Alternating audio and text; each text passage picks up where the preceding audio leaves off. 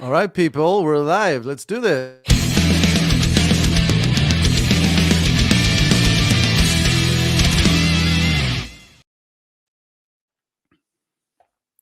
All right, greetings, fellow headbangers. Welcome to Hot Rock, where we talk about music in general and rock in particular. I'm Dan Rexon, your host, and joining me today is the lovely Chez Kane on a break from the tour.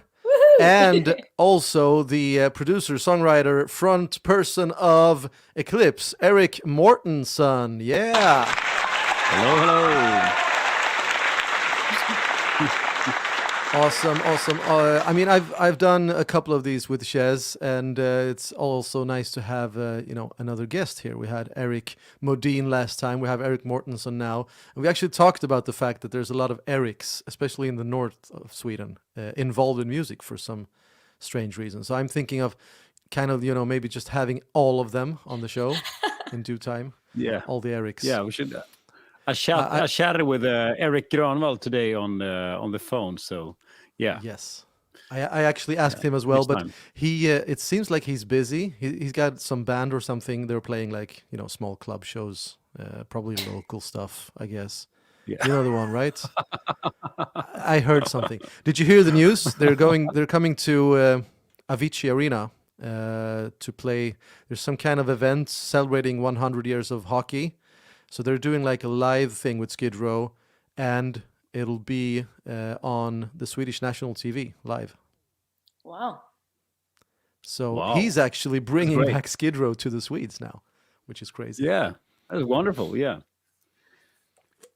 So Chez and Erik, you haven't actually met in real life, or digitally before. Never. So making connections on the Hot Rock.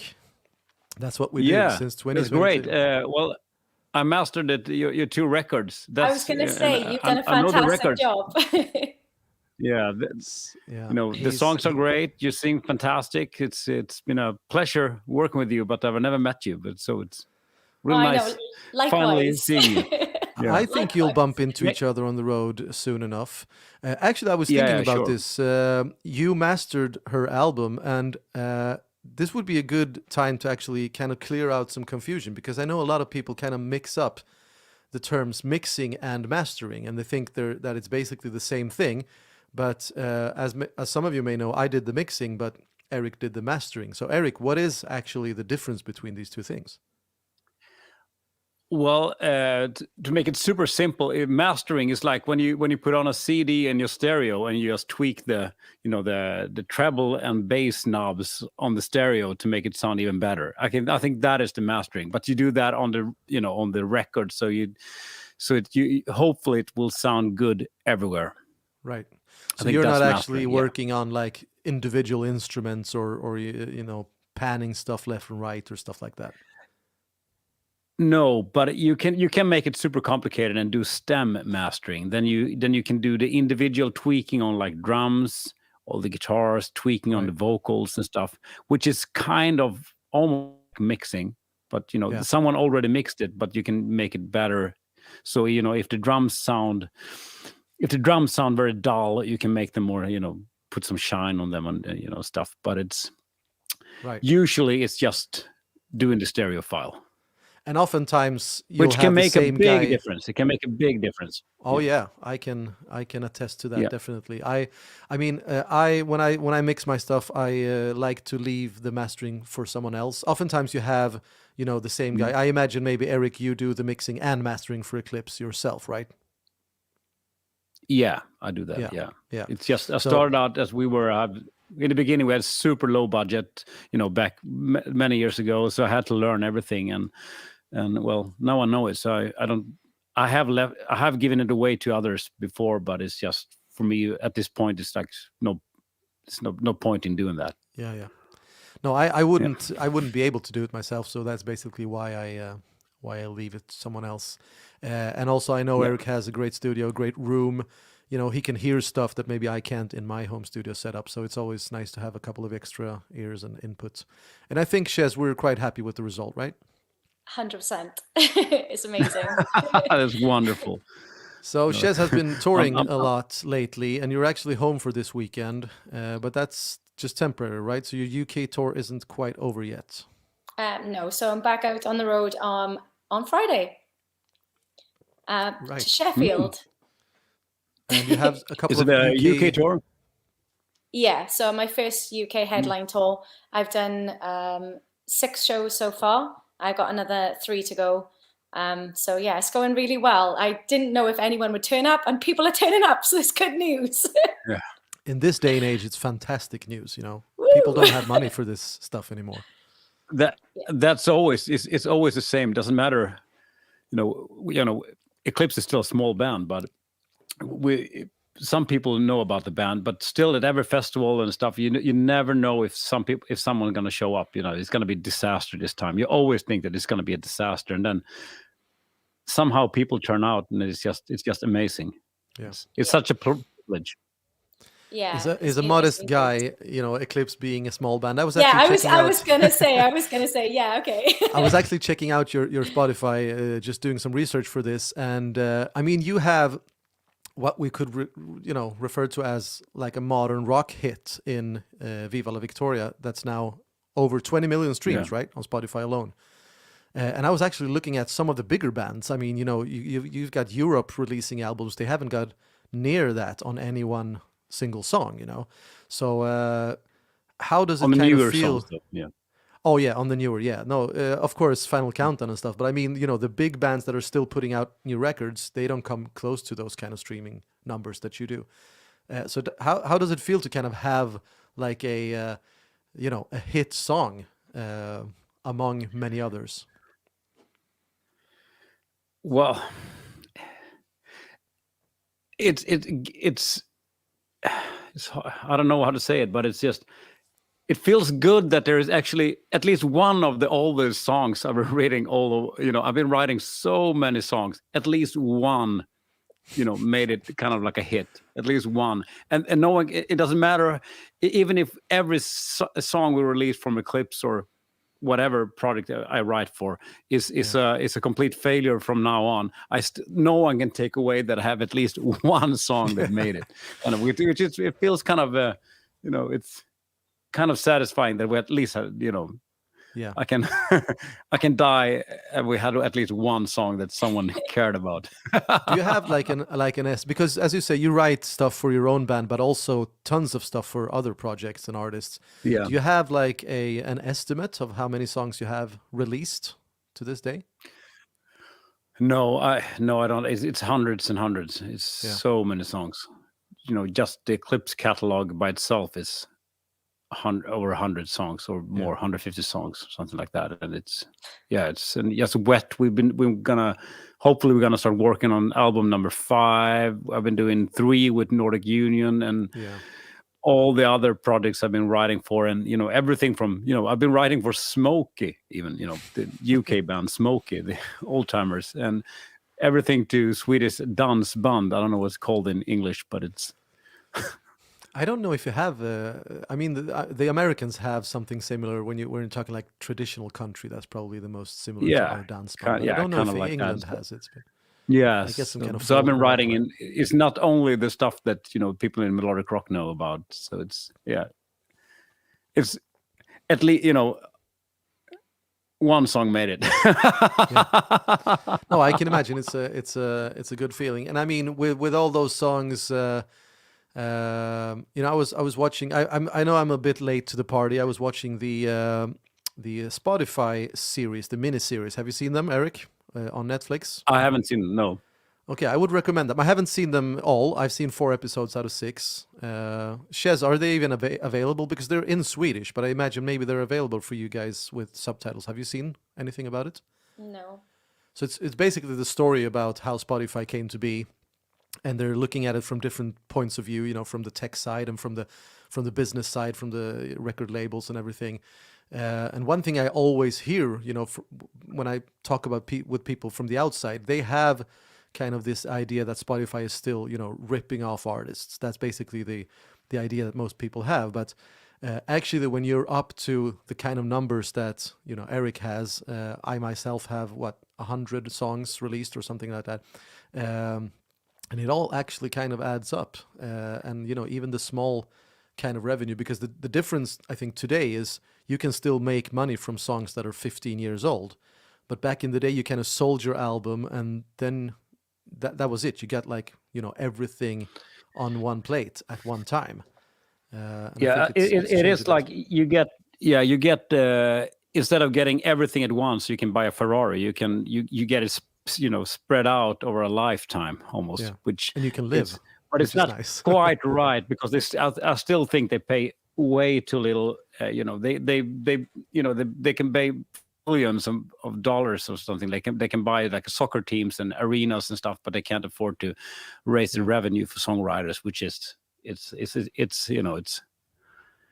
Oh, that's why I haven't watched the miniseries, because I get so annoyed by just seeing the name, to be honest. Yeah. I mean, I was more critical to Spotify a couple of years ago, but I kind of, you know, the alternative, because I very much remember growing up and seeing this. I think it takes place in like 2004, and I remember very much about how it looked around that time, you know, with Pirate Bay and Napster and everything.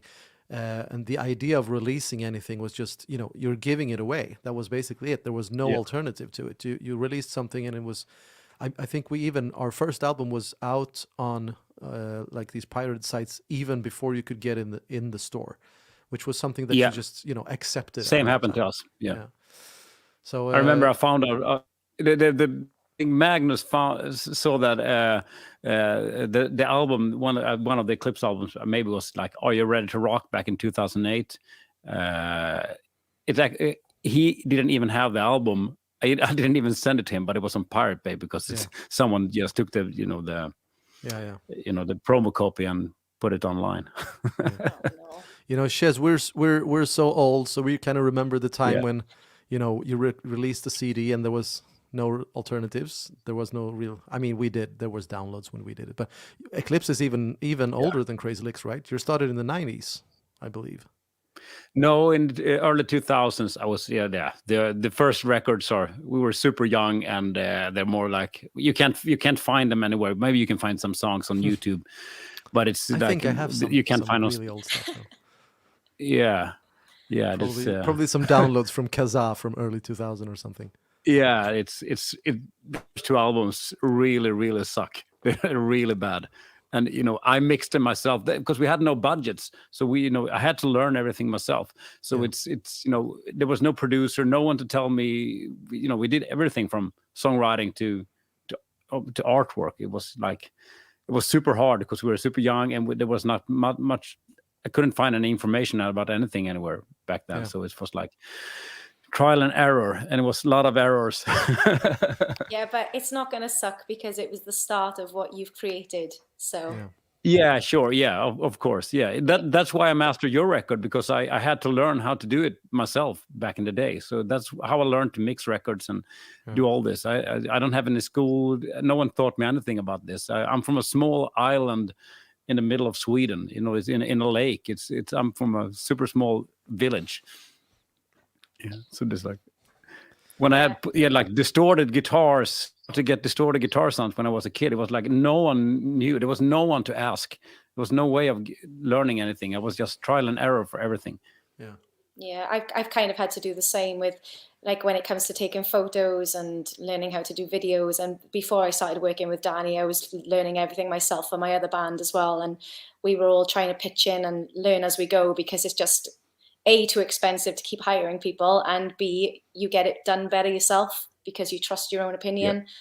And I know that Danny's doing the same, learning as you go as well. So I just think it's become quite normal now for people who want to be successful in this industry. You have to kind of learn how to do it yourself.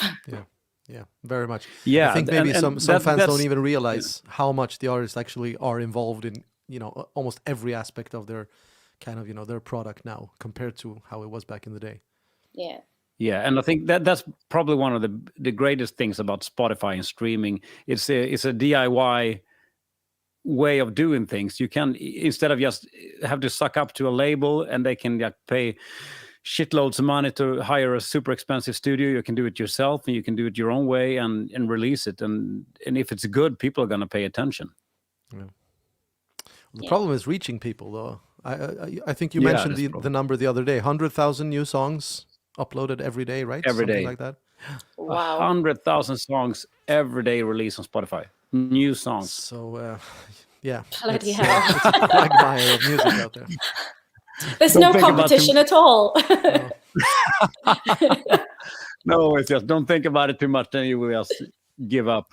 Yeah. Yeah. Yeah. And I mean, and then But I there's think of that's course the YouTube hardest- and stuff on top of that. Yeah, but as well. that's the hardest part, I think, with music at all when you're starting a band. And for you, Chez, it must be, from starting from. I know you didn't start from scratch because you were on.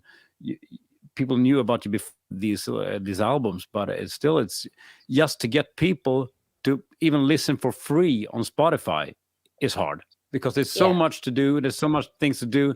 So just get people's attention, just to listen to one song, and just people. Usually, most bands just release it, and no one gives a shit. And I think that's probably the best thing about with my band with Eclipse now, that when we release something, some people actually pay attention. We have fans that will listen, or even people that are not really fans. They know about the name, so they at least they click on Spotify and give it a shot. And I think just getting there is just it's a mountain to climb. Yeah. 100%. Yeah. So we had some news. You probably heard about the singer from Nazareth passing away, right? Dan McCafferty. Yeah. What's your relationship to Nazareth? Is it like a band you've been fans of, or? And Chez? not really. I haven't really heard much. One song, Chez. You have to be able to name one song, right? No, It's I a British don't. band. It's a British band, Chez. I They're know, from your but- country. I haven't heard any of this stuff. I bet you Yeah, have, you but heard maybe it. you don't know. You heard it. Yeah, you probably heard it. Love Hurts, Yeah, right? probably. Love Hurts. Come on, Chez. Rassamanas. No, the Rassamatas. No Rassamanas. I just feel like every time I come on this stream with you, you Yeah. just like She was born in the throw me- 90s. We have to excuse some of these. But Nazareth predates me and Erik as well. So, I mean, I Yeah. mean they've been active a long time, but I think they peaked like, early 80s or something probably. 70s, I Love think. Hurts, yeah. The fans the fans know it. The comments are pouring in. just making me look terrible here. Come on. That's always my mission, number one. Yeah.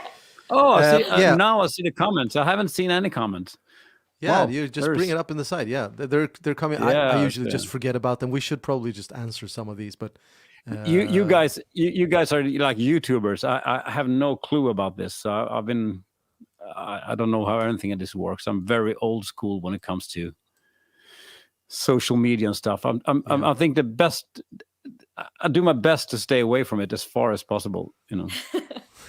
Yeah. The problem is that you're not really able to do it anymore. I think if you do it, you kind of you get the other bands get the upper hand because that's like the direct contact with your fans that I think you need to kind of uphold. So as I said, they're putting more and more on the artist to do, and this is one of the things, I guess. Yeah. Yeah. I think so, yes, as well too. But it's well. Someone is asking here: I'm has the trying to be greatest very Eclipse song? Has the greatest Eclipse song been written yet?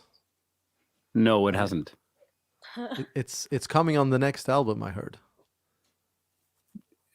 One of the best is coming. I don't know when it's going to be written, but I still believe the best album isn't written yet. All right. I don't feel any. We haven't lost any inspiration at all when it comes to writing new music, even after all these years. It's still as fun, and it's. I think we try harder for every time, in a way. I think we put down more and more work into the albums for every time we do it, because we need to make every record better than the previous one. I think that's important. When you give up that, I think it's over. Yeah. And I think you kind of notice on some of the bands exactly when that happened to some of the big bands, and they just kind of, realize that our peak is beyond us now, and it's just downhill from here, basically. And it's a shame, I think. I mean, some bands have been able to come back from it, but it is quite rare when they lose that kind of inspiration. I think when you take a break with the band, when you have like a a few years off, or if you have a few, especially if you just writing for your own band and you don't write for others. You just if you give up writing, I think you kind of lose. It's a craftsmanship. It's something you need to do all the time. It's like a part of the brain you got to keep active, because every time I write music, I don't know how it is for you guys, but it's like every time I write, it's always hard in the beginning, and it gets easier and easier for every song I write. I think it gets I write better songs, and it's easier to find inspiration, because it's like you're waking up something inside. And if you wait, if you have a long time enough, if you wait years to write songs, after a while, I think you almost forget how to write songs. Yeah. So inspiration is not only, I don't get inspiration from, lighting up a candle and having a glass of wine and just waiting for inspiration to come. For me, it's like working morning till evening and just do stuff and write 100 terrible songs, and then maybe there's 5 good ones. And I think that's a good tip overall. Oftentimes I'm asked about tips about songwriting, and my best tip is actually, just count on throwing away 9 songs and keeping 1, and that's a good ratio, I think. And it might be that when you sit down and start writing, you're actually doing the 9 terrible ones first, but you have to have them, have to get them out of your system, because then another one comes along and it's a good one. And you kind of really don't know until you know which one it is. So I think some people expect their results to be something right off the bat, but that's like totally impossible. Unless you're following a recipe, and I mean, in music you shouldn't be following a recipe because you'll just do something generic, But if you're actually trying to do something that's special and has some of you in it, then you just have to try. It's like adding ingredients into some kind of food. Some of it will just be terrible, You'll be adding your whipped cream into your hamburger or whatever, and it sounded like a good idea. It wasn't actually. Now that I think of it, it might be a good idea, but yeah, you have to try it and then throw away the hamburger and just start over, basically. So that's like my favorite tip. Just count but on. it is hard work. I have an example for this new record. I'm writing Eclipse songs right now for a new record, and it's this song. The verse was great, but I couldn't find the right chorus. It was like almost there all the time. And I was working for so many days, almost a week, for this damn song, and just couldn't make it work. And then at 4:00 on a Friday afternoon, after sitting the whole day trying to test different things, it came. Yeah. And the chorus just, bam, there it is. And if I haven't spent all that week or those days just trying to come up with this chorus, I wouldn't. It wouldn't happen, because you can't. Sometimes it's just hours you need to put down to make it happen. You have to do like 16 different choruses and record them and try to do it. Sometimes it just doesn't work, and all of a sudden it just happens. Yeah.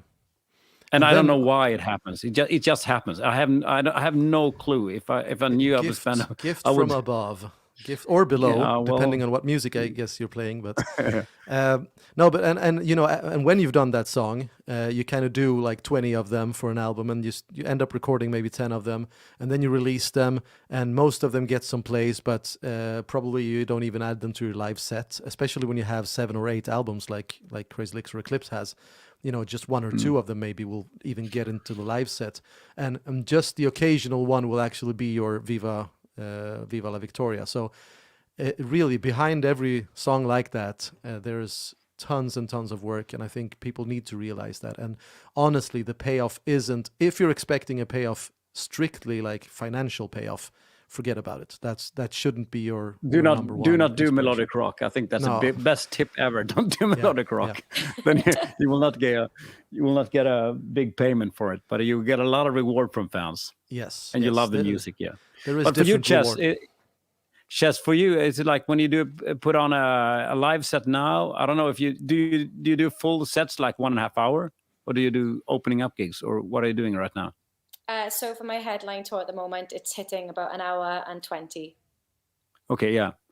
Is it hard to get enough songs from those 2 records? Because all the songs doesn't always work live so well, or is it just? No, it's been okay actually. So I'm doing eight songs from the first album at the moment, and 6 from the second album, and then I'm putting one cover in as well. So, but everything seems to Okay. be going okay. Yeah. What's the cover? Daddy, Brother, Lover, Little Boy by Mr. Big. Ooh, oh, wonderful. Yeah. That's great. Eric Martin instead of Erik Martensson. I Martin. have to get him on the show as well. That's another Eric, and Eric Singer as well. Yeah. Eric Adams. I have all these people I need to get. Do you know what Yeah. you need to do it where you have all the Erics at the same time? It'll be like Eric. That would be Eric. great. I think the Swedish Erics will be easier for me to get here than maybe some of the more famous American ones, but I'll get there someday. Yeah, you will. You get there someday. Keep going. Yeah. I was back, I don't know how many years ago. It was like, yeah, it must be not 10 years ago, but maybe 8 years ago. We were playing America in Chicago. And I was standing there with a beer in the audience. We had played the same set. It was a festival, and we were standing there, and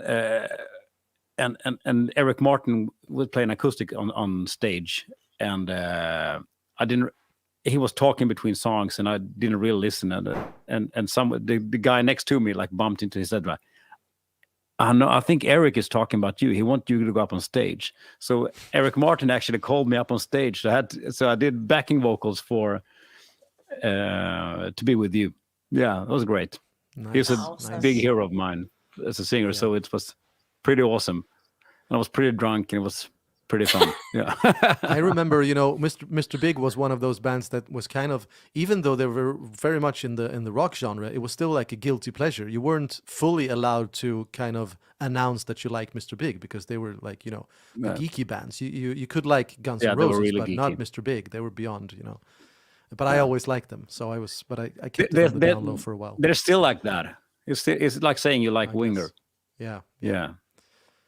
Which is odd, because it's all good music, all good rock. So, what?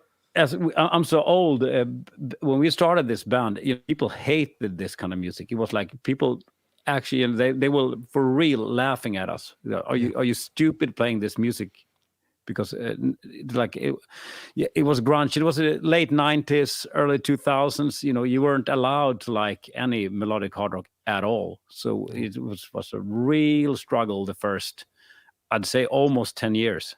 I think it was around 2010, 12, it started to change. People were like accepting that you can actually have like hard rock with choruses and stuff, again. But it's like it took a long time.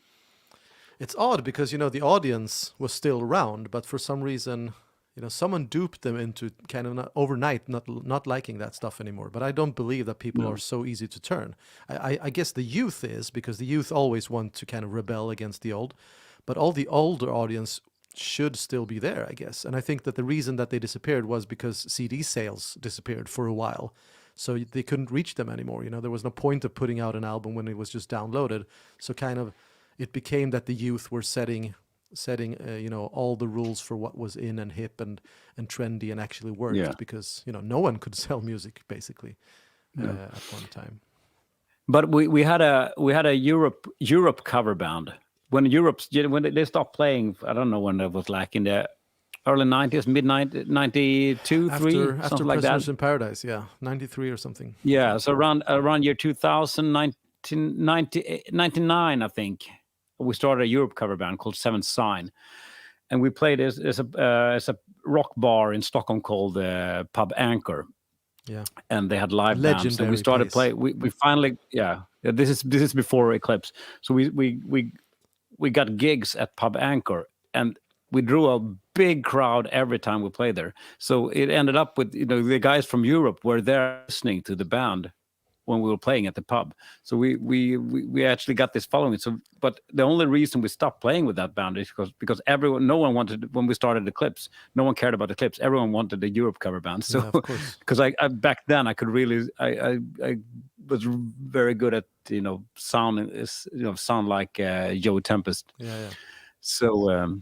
And then they reunited. Maybe you had a finger. Yeah, but that was also what I want to say is that there was a lot of people who actually liked this music, and when they got the chance to see a Europe cover band, people actually came out and watched it. So there was a big crowd every time we played there.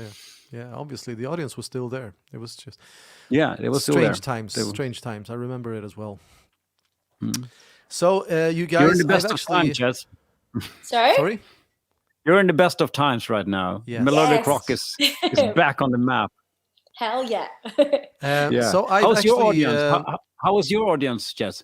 Is it is it everything from 16 to 65, or what is the audience at gigs? There has been a bit of a mix, yeah. Yeah, quite a bit of a mix. A lot of guys that like obviously this music and are still loving this music, still coming out to gigs as well. But I am noticing that the audience is starting to change slightly here and there. There are some younger people coming out, so yeah, it's getting there. Yeah. I feel the same with Eclipse. With in the last 10 years, it's a big change from just being, the people who loved this music in the 80s to being, younger people. There's even teenagers at the gigs, it did not happen 10 years ago at all. No. It was just more like middle-aged men, and now it's much more diverse, and there's much more women as well. And that's not because of my looks, I can tell you that. I was doing an interview with a guy from Australia not so long ago, and he was saying that he went to see Heat when they were out there, and the crowd was like a lot younger than he was expecting. So it's like making a turnaround. So this is good. This is good news. It's good news, yeah. The Australia tour is being brought up, so I'll just move away. No, we'll talk about that one day. We'll talk about it, but maybe not now. We're gonna play in Australia in end of January. I think it's like 4, 5 gigs. Yeah, cool. Yeah, I did. So you'll be there when it's warm. Nice. In their summer. Yeah. No, it's not gonna be warm in Sweden. I'll tell you that. No, terrible. It's gonna be super cold. So you guys, I've prepared a little new segment here that we haven't done before. That I like to call Bro, Do You Even Rock? So the abbreviation for this is BDIR. Okay, very easy to pronounce. BDIR. Okay, so you might have seen a couple of days ago I was announcing that I was looking for songs for kind of a live review. Because we played songs on this stream before, but that was copyrighted stuff, and we got into trouble with the Kiss song we played, for example.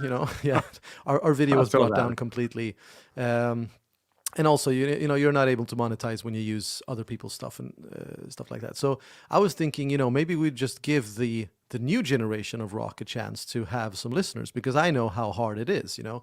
So I got some people to send in some stuff. And I was thinking we're going to listen to 3 songs today. Maybe not the full songs, but maybe we'll just give them the A&R treatment. Okay, so they say something like, if you're not impressing us after 1 minute, they usually turn it off, right? It might even be 30 seconds or something crazy like that.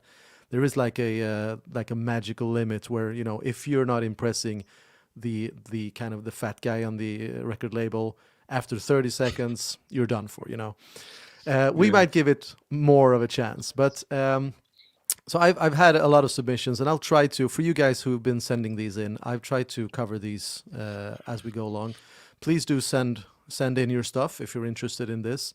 I think it's a good chance to get some listeners. I mean, we got audience here from Chez and Eclipse and Crazy Licks as well, and also maybe some opinion from some people who are in the business already. As we said, Erik has done hundreds of songs. I've done 100 myself, probably near 100, and between us we probably have hundreds of millions of streams as well. So maybe we're not experts in the field, but we do know something about songwriting, I think. So I have this song. Let me just bring this up. We'll play it. This first one is actually on Spotify, which is okay, I can add, if it isn't copyrighted or distributed by like CD Baby or something like that, because it has to be free. So I'll just bring it up here on the screen. Let me see. This is the first. All right. So we have. Are you seeing this? We're seeing this. Okay. Maybe we should just do like this. We'll be in the bottom. Nah, that was good. Actually, that was good. Okay. Yeah. Cyanide. So the band Sounds here dangerous. is Cyanide 4. Yeah. Let me just read some of the Cyanide 4 information here. if I can find it here. Cyanide 4. I just checked it out. I have 545 registered songs. Jesus Christ. What did Wow. you check? Stim? What? Okay. Did you check it on Stim? On Steam, yeah. So I have Yeah. 545. That's a Well, lot. That's that's a 5 lot. times what I have, yeah. Still working on it. Okay, so here's some info. We are Cyanide 4, a hard rock / glam metal band from Greece, which isn't too often you get bands from Greece, I would say. What's your favorite I love Greek band, Greece. Chez? I don't know. Crickets. I don't even know. Gus G is from Greece, right? Yeah, it's from Greece. There's a lot. There's a lot of rock bands from Greece, but I can't just. What's it called? Theodorakis. That's not metal, though. Rotten Christ is from Greece, right? Are they from Greece?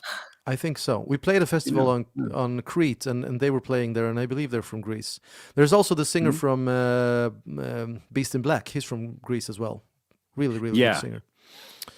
Anyway, this band is from Greece as well. Yeah, his high-pitched screams are just out of this world. It's just insane. I saw them live. It's just.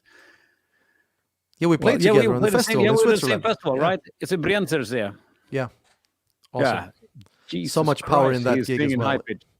Yeah. If you have the chance to check them out, do it. Yeah. Anyway, so we've just seen your post on Facebook regarding blah blah blah. Okay, so this is the first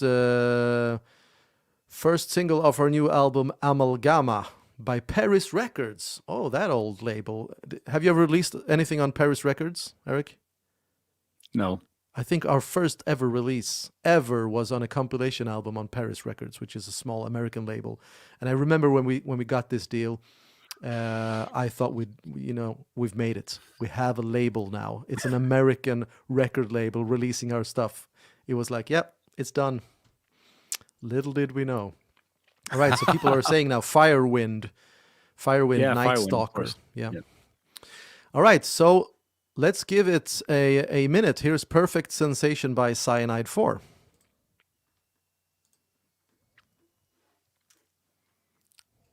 I can't hear a thing. I can't hear anything. I can't hear it.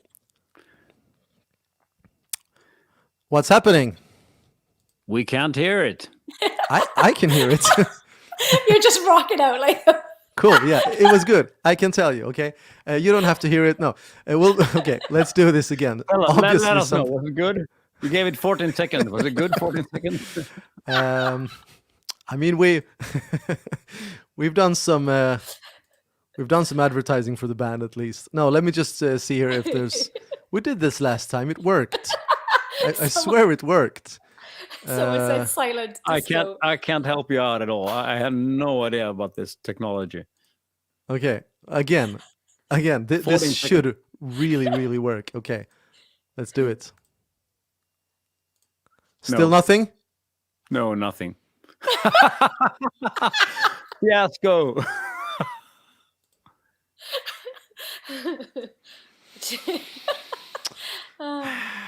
Okay. Annabelle I don't said know we're what going to have I don't know what you Let guys us know, tell you. Danny. Was it good?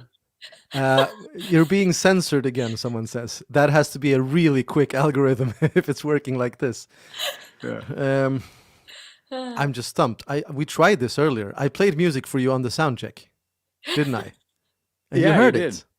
Yeah, I heard. didn't. No, it was I I think you played YouTube. I don't know if you played Spotify.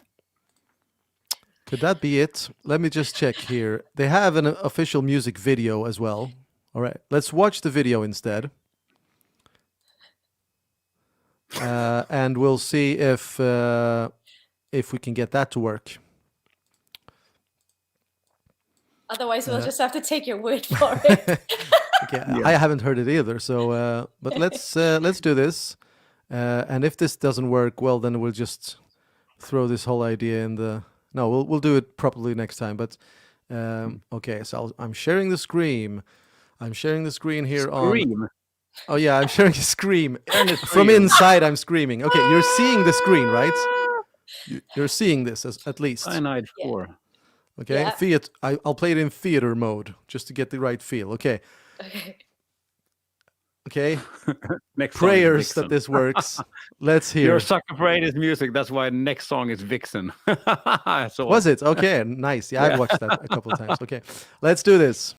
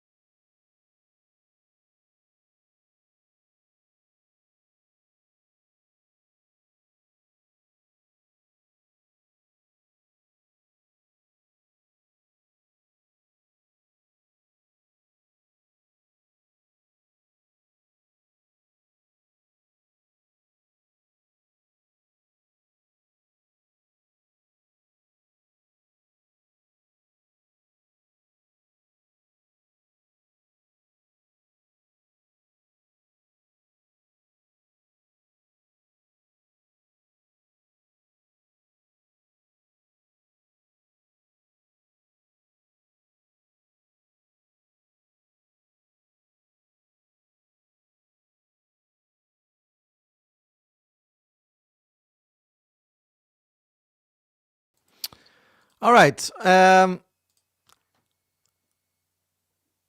Thoughts? first. Me first. Okay, I go first as the host. I'm going to say it like this. I think the production overall is quite good.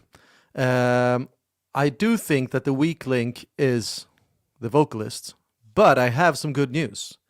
The vocalist is playing guitar, so just keep doing that and get another vocalist. Problem solved, right? Am I right, you guys? No, you seem skeptical. Chess? I think the song took a turn that I wasn't expecting. I quite liked it initially. I agree that the vocalist isn't my taste, but they might be someone else's taste. Not a bad singer. Diplomatic. Yeah, no, not a bad singer, but not what I tend to listen to. But I did like it. I like the song. Erik? Yeah, I can start out with saying I rarely listen to melodic rock at all. I've never done it much, ever. Except for the old White Snake and Wasp when I was growing up.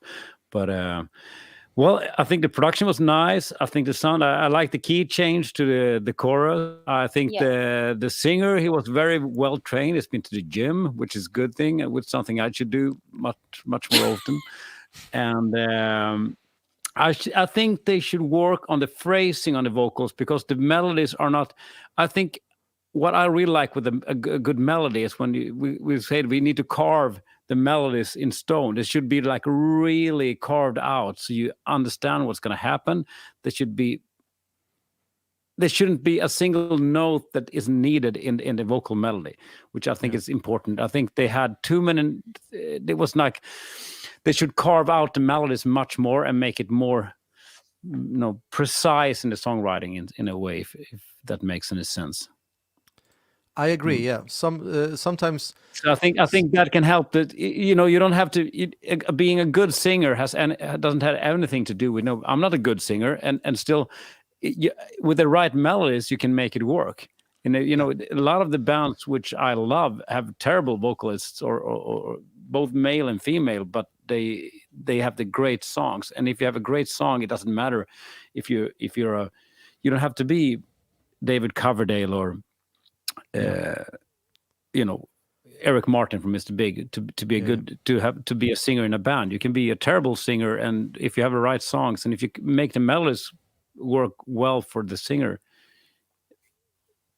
he's going to be a fantastic singer. I agree. Yeah, I mean, you have singers like Ozzy Osbourne or Alice Cooper that are by no stretch of the imaginations really good singers, but they make it work. So that was just the first thing I kind of thought about. But seeing the singer play guitar also, I think it might be a good idea to consider another lead singer. This band has today 256 monthly listeners. Do you think that they deserve more monthly listeners on Spotify than 256? I think so. Yeah, because instantly I was like, this. Yeah. The production is overall. I thought the video looked very good as well. So there's obviously, a lot of work put in. So all you guys just go in and kind of add to their monthly listener, and they'll be happy about that, I'm sure. Okay, so we're moving on now. I don't have a YouTube link for this next one, so it might just be we're just talking about one song, but we'll hope. This one is on Bandcamp, so who knows? Maybe it'll work better. So this is a UK band, I believe. Let me just bring this up here. Sharing screen, and we have a UK band here. You're seeing this, right? Symphony of Gunfire. Wow. Love it. Yeah, that sounds. But it. Wait a second. 2012. That sounds awfully old, doesn't it? Why do these guys want to have their 10-year-old song reviewed? I wonder. Might be the best song ever. If they still like it, if they're 10 years, it might be good. I'm maybe this is a hit. I mean, it from the first look, I think that this is a genre that I maybe don't listen to typically. Or am I reading too much into it? Let me just see here. They're from Gunfire. They're from Edinburgh. What is a Symphony of Gunfire? I think you can find that maybe in Ukraine nowadays. Yeah, people shooting guns. Lots Yeah. of them. They're from Lots of them. Edinburgh, UK. Edinburgh. Is that the correct pronunciation? Edinburgh. Yeah, that was great. It's Irnbru and Edinburgh. That's what I meant. Okay, so Symphony of Gunfire here. Let's hope that this actually works out. I don't have more info than this. They're a UK band. Maybe they wrote something in the email, but let's try this and see if we can get some sound.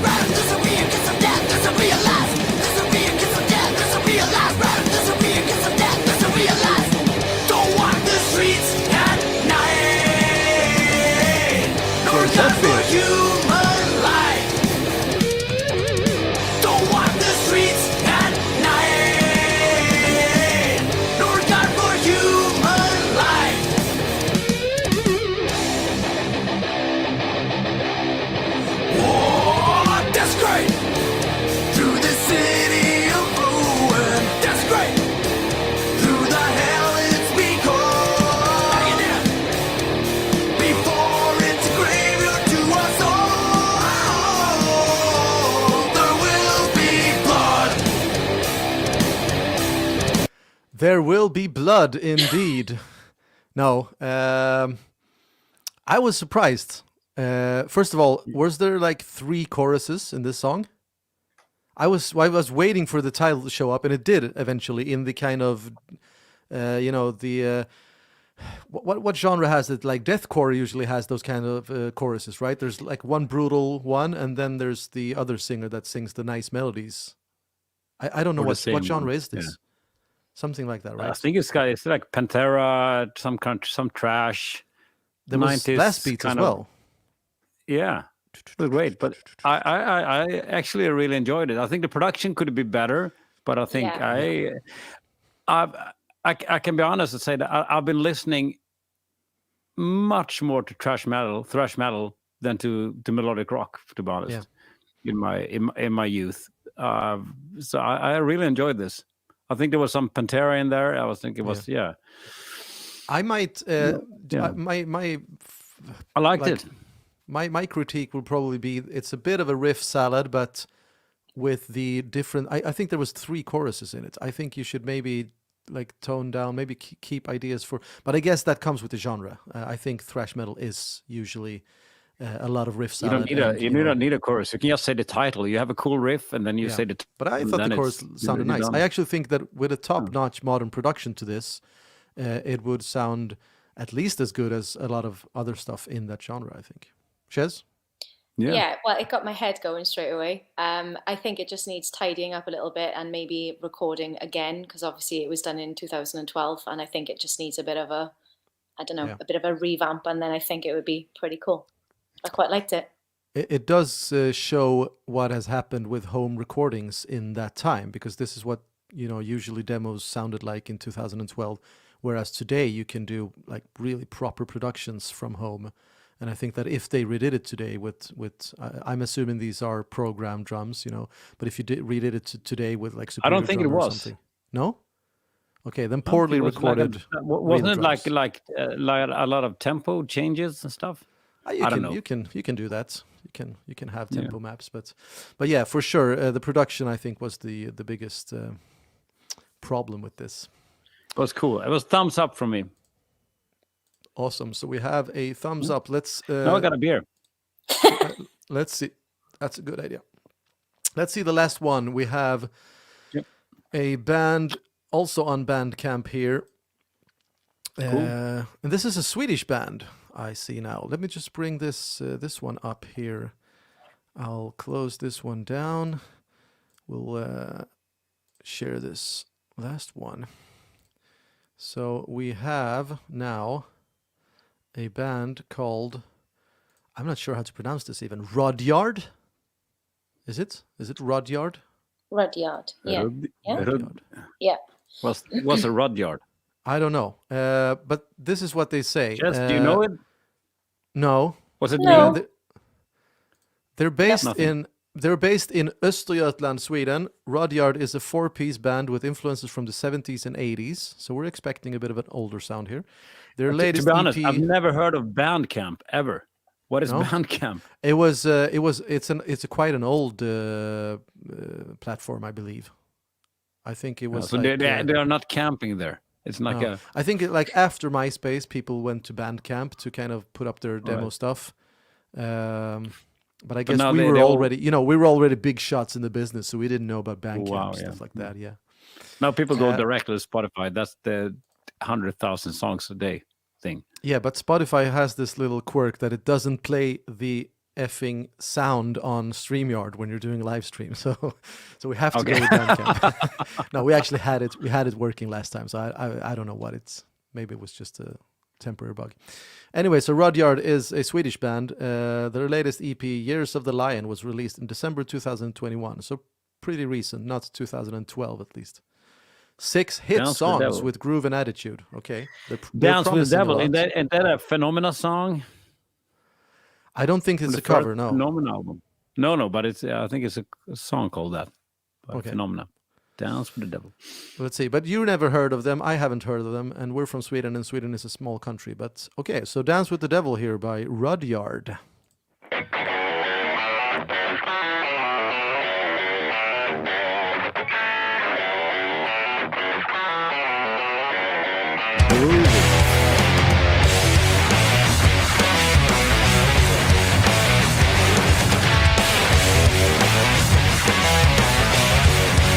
Let the singer be good. So let me tell you what it's all about.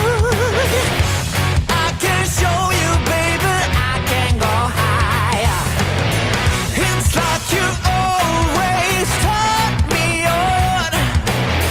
'Cause God, I believe that you sold your soul. Yeah, you sold your soul to the man below. Dance with the devil, with the evil in the middle. I'm sure that I'll misbehave. Sure he ain't enough promises to do a brother, 'cause he always gets his way. And you're so far gone, trying to make amends of your soul, of your soul.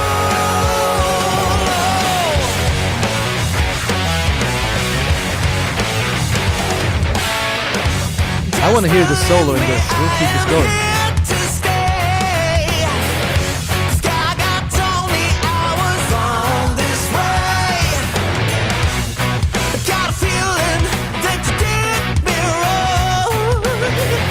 You know I believe in my redemption song, but you sold your soul to the man below. Dance with the devil, with the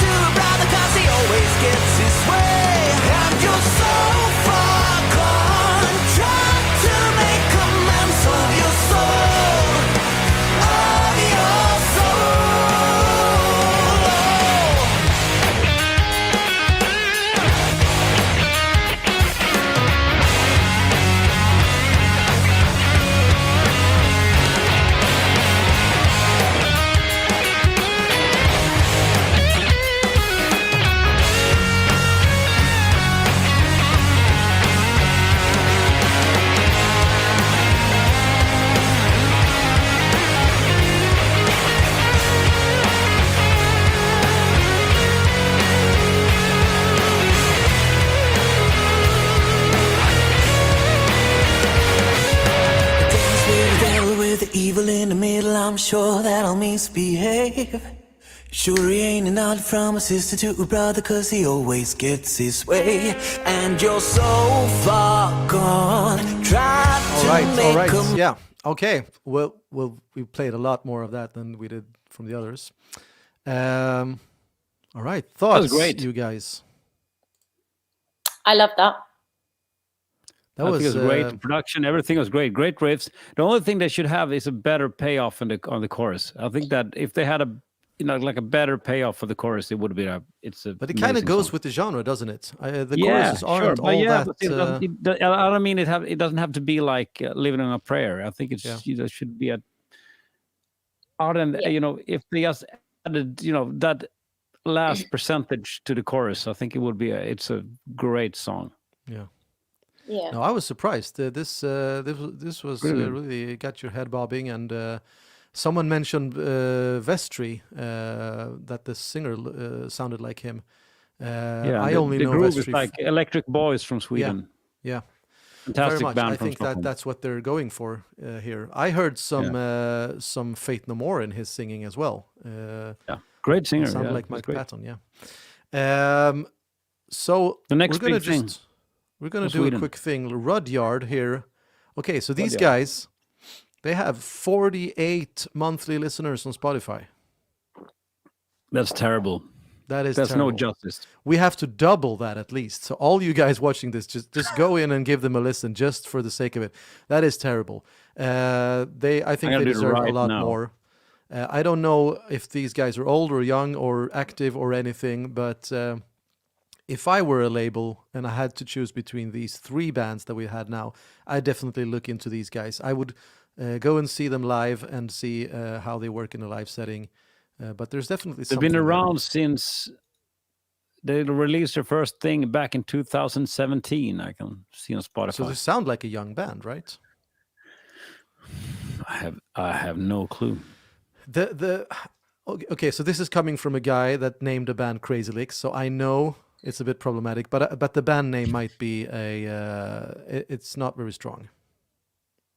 Someone mentioned that might have to do with Rudyard Kipling, but still, why would that be a good thing, I think maybe they should reconsider the band name as well. But I don't know. I mean, it doesn't seem very worked in since they have 48. Yeah, we picked a perfect name, Eclipse. That's perfect. If you Google Eclipse, you will only find information about the band.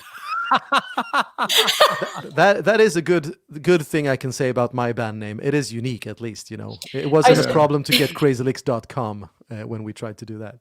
Trying to tag Eclipse on Facebook. I was like, Eclipse, right? Where is it? Where is it? Yeah. Where is it? Where is it? And then it says Eclipse Sweden. Okay, I got it. Well, awesome. We're so old. They didn't even invent computers young.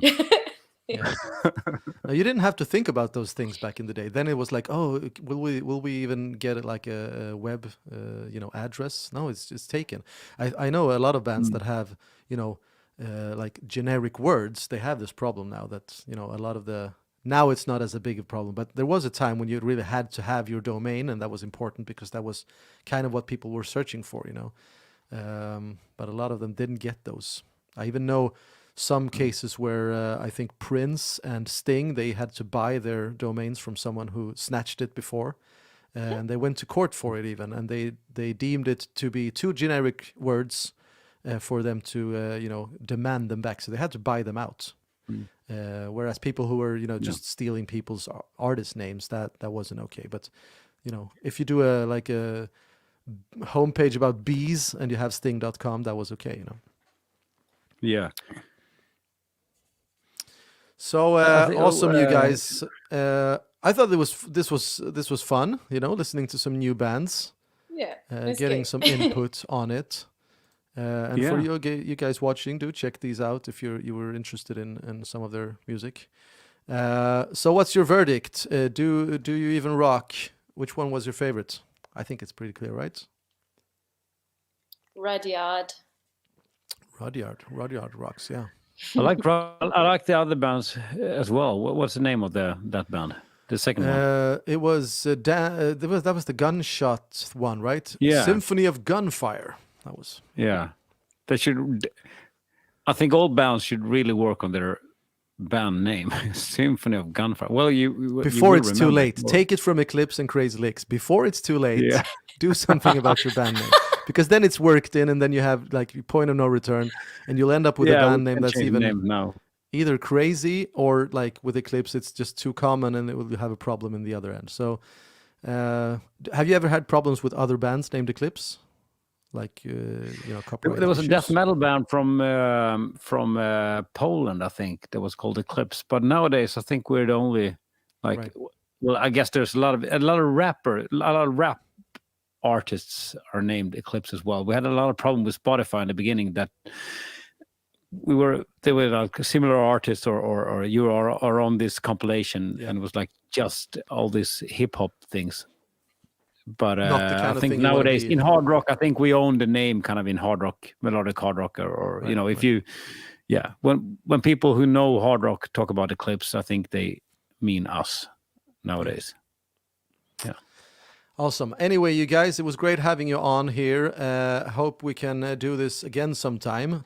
And Sure. for all of you guys watching and commenting, thank you very much. And I wish you all a very nice weekend with a lot of rock. And we'll see you next time. Yeah. Cheers, everybody. For sure.